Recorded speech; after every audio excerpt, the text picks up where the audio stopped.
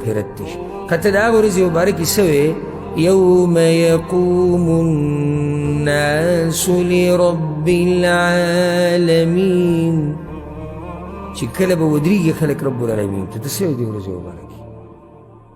ته سوې د هغه ورځې مبارکې چې کله الله وایي وقفوهم انهم مسؤولون الله ملایکو ته وایي ودروئ زه به ګورېداري ونه تپوس کوم تا نه به تپوس د مزدورۍ کېږي که د بنګلې که د پټي تپوس خو تا نه د اعمالو کېږي نو ته به الله له څه جواب ورکړې په هغه ورځ داسې بېغمه پروت یې داسې ته به وایې چې بس تا دا دین سم داسې ننوتی دی په تا کې دا دین او ته سم دیندار یې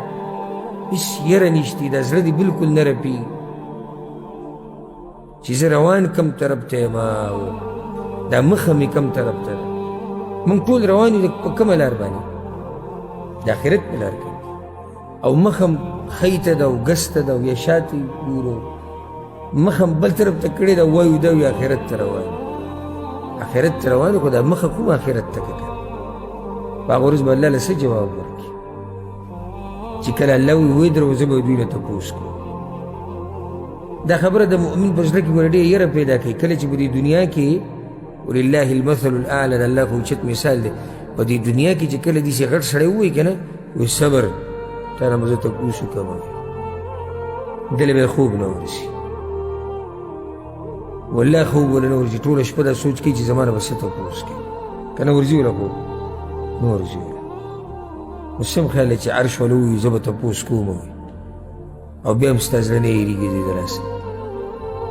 او بیا هم ته دې غفلت نه راپاسې او بیا هم ستا حرص ته ډېروالي هغه کمیږي نه دا هغه وخته پورې ته څه وایې چې ته په حرص کې لګیې چې کله د باندې مرګ راشي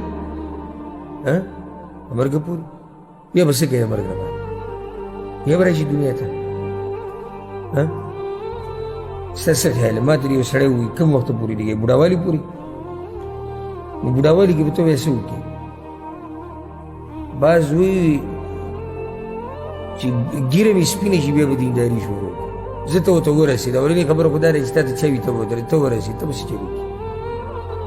او چې مرګ د باندې راشي بیا به دینداري کې حتى إذا جاء أحدهم الموت قال رب ارجعون الله وایي چې کله مرګ راشي به دوی باندې نو بیا چغې ووایي الله واپس م که ولې م واپس که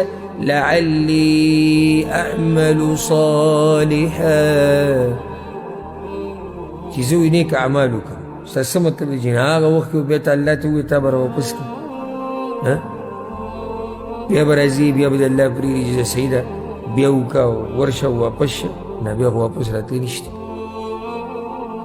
بیا خو تل الله موقع نه درکوي که ته دې سوچ کې پروت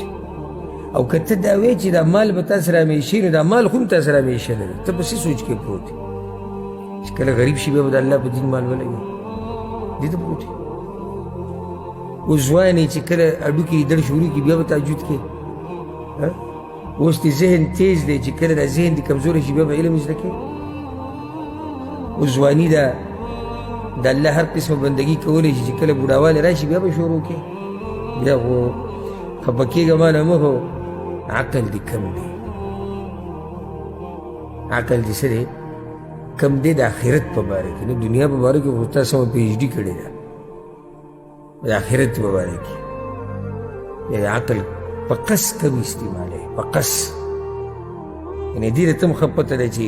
دا دنیا ختمېدونکې ده او آخرت راتلونکی دی او